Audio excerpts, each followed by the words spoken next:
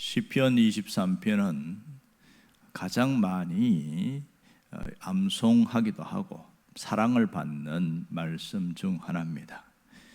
왜냐하면 특히 임종을 하시는 분들에게 혹시 말씀을 뭘 읽어드릴까요? 이렇게 물으면 거의 시편 23편을 이렇게 읽어달라고 얘기를 참 많이 합니다.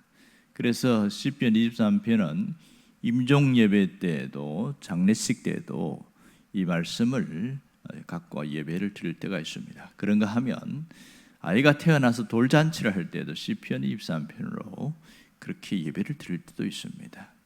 또 특별한 행사 때 뭐 회갑이라든지 또 어떤 축하할 때라든지 입학이라든지 개업식 때에도 또 새로 성도들이 이제 오셨을 때 신방 예배를 갈 때도 시편 23편으로 그렇게도 한 때 많습니다. 어느 교회에서는 목사님이 한 30몇 년 계시는데 거기 있으면서 신방할 때는 항상 시편 23편 말씀으로 그렇게 신방하는 그런 분도 계셨습니다. 그래서 어떤 분은 시편 23편을 전천후 복음이다 이렇게 얘기를 합니다. 이 시편 23편에는 인생의 4계절이 녹아져 있습니다. 봄, 여름, 가을, 겨울과 해당하는 인생의 부분이 해당되어 있고 또 어떤 분은 인생의 희노애락이 여기에 녹아있다 이렇게 표현하는 분이 있습니다. 그러니까 인생의 4계절 이야기하면 2절은 4계절의 봄에 해당합니다. 그가 나름 푸른 풀밭에 누이시고 쉴 만한 물가로 인도하신다. 이게 봄과 같다는 거죠. 모든 것이 소생하고 모든 것이 새롭고 소망 가운데 있는 그런 모습이죠. 그리고 2절과 3절이 봄이라면 4절은 여름이다 이렇게 이야기합니다. 뜨거운 태양이 비치고 하니까 어떤 식물이 시들고 힘들고 하는 그런 상황들을 여름으로 표현해서 4절에 사망의 엄침한 골짜기를 가는데 뜨거운 태양, 해를 두려워하지 않는다. 그런 상황들을 위험한 일들 그런 것들을 표현하고 있습니다. 그리고 5절은 가을에 그렇게 비유하고 있습니다. 내 원수의 목전에게 상을 차려주시고 기름을 부으셔서 내 머리에 부으셔서 잔이 넘치다. 내 잔이 넘치다. 열매가 맺히는 삶, 회복이 이루어진 삶, 가을에 그렇게 비유합니다. 그리고 6절은 겨울로 해당해서 그렇게 비유하는 분이 있어요. 내 평생의 선하심과 인자심이 반드시 나를 따르니 뒷부분에 보면 내가 여호와의 집에 영원히 거하리로다. 여호와의 집에 거하리로다. 안식이죠. 그래서 겨울로, 인생의 겨울로 그렇게 표현하는 분이 있습니다.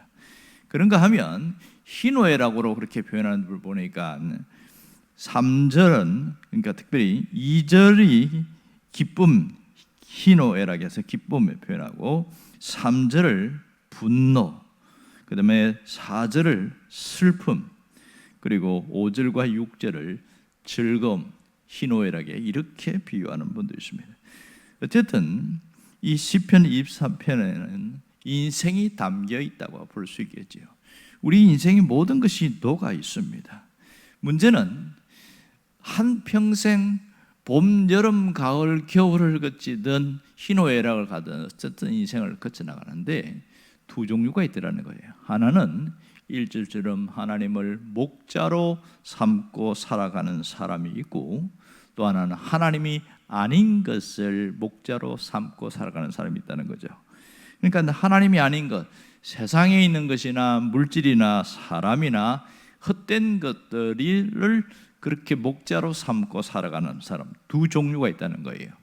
그러니까 하나님을 목자로 삼는 사람은 오늘 말씀처럼 부족함이 없는 삶, 다시 말해서 만족이 있는 삶으로 끝나게 되어지고, 하나님이 아닌 것을 목자로 삼는 사람은 결국 자기 삶에 헛되고 헛되며 헛되고 헛되니 모든 것이 헛되다 말했던 전도자인 이 솔로몬의 고백을 하게 되더라. 부족함이 있는 삶으로 끝난다. 이런 얘기를 합니다. 하나님을 목자로 삼는 사람은 결국 6절의 끝에 나오는 것처럼 여호와의 집에서 안식을 누리게 되어집니다. 여호와의 집에 머물게 되어진다는 거죠. 그러나 하나님이 아닌 것을 목자로 삼는 사람은 음부의 집에서 고통과 후회와 절망을 하게 되더라. 이렇게 얘기합니다. 오늘 여기서 우리는 두 종류의 인생에서 어디에 속하는가, 이 부분을 깊이 생각해야 됩니다. 어떤 분은 하나님을 목자로 삼고 살아간다고 말은 하는데 살아가는 삶의 모습을 보면 하나님이 아닌 것이 목자인 사람이 있습니다. 어떤 분은 하나님을 목자로 삼고 살아가다가 또 세상의 것이 목자가 되다가 이것이 왔다 갔다 교차되면서 살아가는 사람이 있습니다. 또 어떤 분은 자신의 인생의 퍼센트가 대부분이 한 60%, 80%가 하나님의 목자가 되는 사람들, 이런 다양한 삶의 모습이 있는 것이죠. 누구나 인생의 사계절은 다 거치고 나갑니다. 오늘 내가 어떤 삶을 살 것인가를 깊이 생각해야 됩니다. 누구나 희노애락, 기쁨과 슬픔과 즐거움과 그런 분노의 그런 모습들이 삶 속에 배어 있습니다. 그렇다면 우리는 이 삶에서 왜 하나님이 목자가 되는 것이 중요한가를 잘 봐야 됩니다. 살다 보면 이런 일 저런 일 당하면서 참 힘겨운 일들을 많이 당합니다.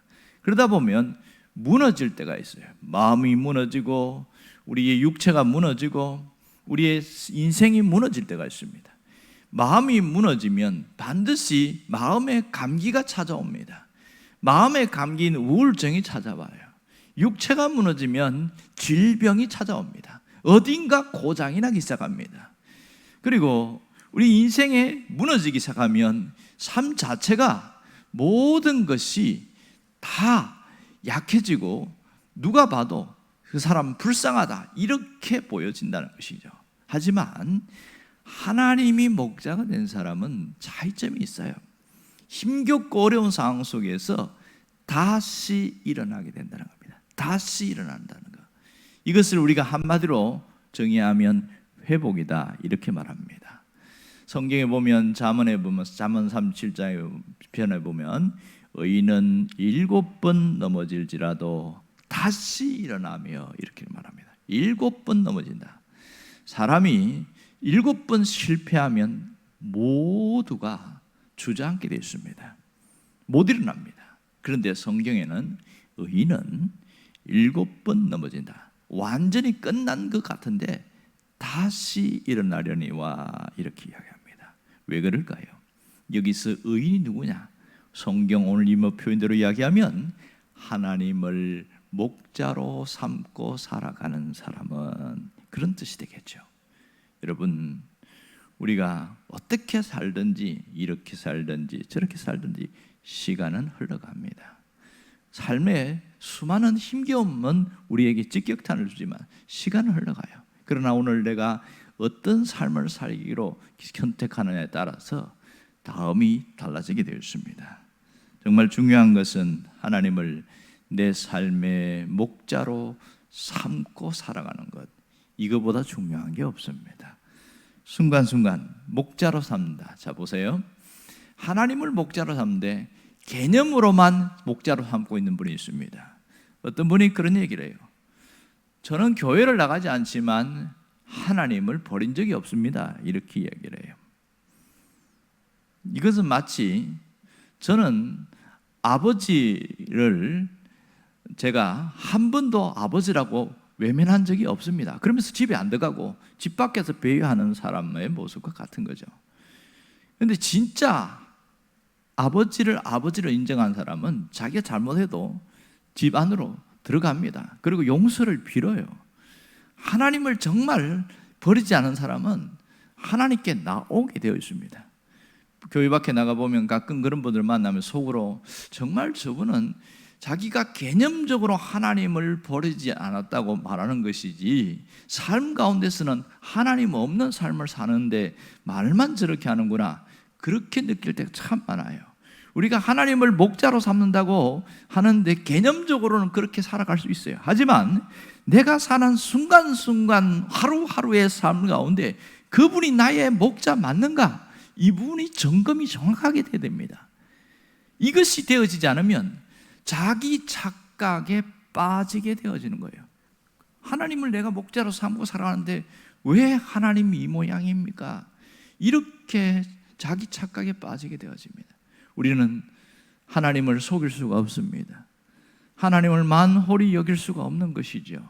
분명한 것은 하나님의 말씀대로입니다. 여호와를 나의 목자로 삼고 살아가는 사람은 부족함이 없는 삶, 다시 말해서 만족이 있는 삶으로 이끄신다는 것은 성경의 정확한 표현이고, 그리고 다윗의 삶의 결정체였습니다. 이것은 변함이 없는 것이죠. 그러면 하나님을 내 삶의 목자로 살아간다는 게 무엇인가? 구체적으로 어떻게 사는 걸 말하느냐는 거죠. 그것은 제일 먼저 하나님의 인도를 받는 자입니다. 모든 삶 가운데 하나님의 인도하심대로 살아가는 거예요. 하나님이 왼쪽으로 가라 그러면 내가 무조건 왼쪽으로 가려고 애를 써요. 오른쪽으로 가라 그러면 오른쪽으로 가려고 하는 거죠. 이 하나님의 인도를 따라서 가는 것. 자, 이 말은 다시 쉽게 표현하면 하나님보다 앞서지 않겠다는 겁니다. 하나님의 인도를 받는 사람은요, 언제나 인생을 살아가면서 하나님보다 앞서가지 않아요. 뭘 결정할 때도 하나님께 물어보고 결정하고 자기 욕심이 앞서지 않는 거죠. 이게 하나님의 인도를 받는 겁니다. 또 하나는 하나님 안에 머물러 있습니다. 언제나 자기의 삶 중심에 내가 하나님 안에 있는 거예요. 하나님 밖에 있는 삶과 하나님 안에 있는 삶은 확연하게 차이가 납니다. 하나님 안에 머문다는 것은 하나님을 놓치지 않고 살아가는 겁니다. 살다 보면 이런 일 저런 일을 많이 겪습니다. 좋은 일이 있을 때는 하나님을 놓치지 않는 사람들이 대부분입니다. 하지만 슬픈 일과 괴로운 일과 분노할 일들이 우리 삶에 참 많습니다. 그리고 좌절되고 절망되는 일들이 많아요. 이럴 때는 하나님을 놓치고 살 때가 참 많습니다. 우리의 감정에 따라서 하나님을 붙들고 놓치는 것이 아니라, 그럴지라도 내가 어떤 상황에서도 하나님은 내가 놓치지 않는다. 이게 하나님을 목자로 삼는 사람의 분명한 모습인 것이죠. 또한 세 번째는 하나님을 목자로 삼는 사람은 하나님의 말씀을 따르려고 애를 씁니다. 하나님의 말씀을 따라서 살아가려고 해요. 이것을 성경에는 순종이다 이렇게 말합니다. 순종이다. 하나님은 외적인 행위보다 하나님께 순종하는 것을 너무 좋아하셔요. 너무 기뻐하시고요. 사무엘이 사울 왕에게 한 유명한 말이 있지 않습니까? 순종이 제사보다 낫고 듣는 것이 수양의 기름보다 낫습니다. 이렇게 말합니다. 순종이 제사보다, 외적으로 뭔가 하는 것보다도 더 낫고, 듣는 것, 하나님의 말씀을 따르는 것이, 수양의 기름이 뭐겠습니까? 돈이죠, 물질이죠, 헌금입니다. 그거보다 더 낫다고 이야기하고 있어요. 이 사무엘이 한 이야기는 지금 우리에게 똑같이 적용되는 것이죠. 하나님의 말씀에 따르려고 몸부림을 치는 이 사람은 틀림없이 하나님의 목자 되심을 그렇게 살아갈 수 있습니다. 여러분, 그러면 내가 과연 이렇게 하나님의 인도를 받고 있고 하나님 안에 머물고 있고 하나님을 말씀을 따르고 있는지를 어떻게 점검할 수 있을까요? 그것은 그렇게 어렵지 않습니다. 내가 내 삶을 쭉 돌아보면서 불평이 많으냐 아니면 감사가 많으냐, 이것을 통해서 알 수 있죠. 내 삶에 늘 불만이 많은가 아니면 부족함 가운데서도 만족하고 살아가는가, 이것을 점검해 보면 틀림없이 결정이 되어집니다. 만일 내 삶에 부족함이 많고 채워야 할 것이 너무 많음에도 불구하고 그 속에서도 내가 만족해하고 살아가는 사람은, 이 사람은 틀림없이 하나님의 목자가 된 사람 많습니다. 정말 삶이 힘들고 여러 가지가 많은데 끊임없이 불평이 아니에요. 오히려 감사로 그것을 확 덮어버리는 사람은, 이 사람은 하나님을 목자로 삼는 사람이라고 할 수 있겠지요. 여러분, 하나님을 목자로 삼고 살아가는 사람에게 주시는 놀라운 축복이 있습니다. 그게 뭐냐면 하늘 평안입니다. 하늘 평안. 하나님이 주시는 평안함이 있어요. 희한하지요.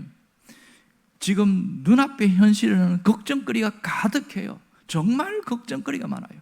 눈 뜨면 공과금 내야 될 걱정, 자식 걱정, 그리고 그다음에 이거 처리해야 될 문제들, 걱정이 너무 많은데 마음이 편안해지는 겁니다.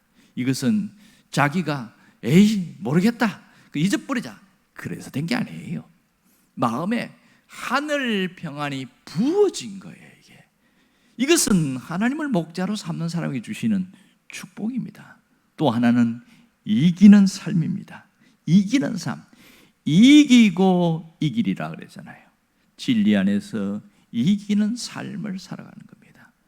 가장 누구와 싸워서 이길까요? 자기 자신과 싸워서 이겨내는 것이죠. 자기 자신과. 우리가 신앙생활하면서 수도 없이 반복되는 게 뭐냐면, 뭔가 잘 될 때는 열심히 하려고 해요. 누구나 다 그래요. 잘 될 때는. 그리고 내 감정이 부풀어지고 그럴 때는 열심히 합니다. 하지만 일이 틀어지고 뭔가 하는 것이 꼬이고 어려워지면 내가 하던 것마저도 놓쳐버리고 안 하게 되어집니다. 자신과 싸워서 늘 지는 거예요. 무너지는 거예요. 이게 우리 현실입니다. 그런데 하나님이 목자가 된 사람은요, 자기 자신과 싸워 이겨냅니다. 세상과 싸워서 이겨냅니다. 왜냐하면 그 속에 누가 계셔요? 하나님이 계시거든요. 핵심은 하나님입니다. 자기가 이기는 게 아니에요. 하나님이 이길 수 있는 힘을 주시기 때문에 이겨내는 거죠. 이 놀라운 역사심은 지금도 있습니다. 여러분, 정말 하나님을 목자로 삼고 살아가는 그 일을 목숨처럼 여길 수 있어야 됩니다. 매일매일 삶 가운데 하나님이 나의 목자가 되심을 생명처럼 싸울 수 있는 그런 삶이 되어야 됩니다. 그런 자만이 이런 놀라운 축복의 세계에 들어갑니다. 여러분이 그 은혜의 사람이 되기를 주의 이름으로 축원합니다. 기도하겠습니다.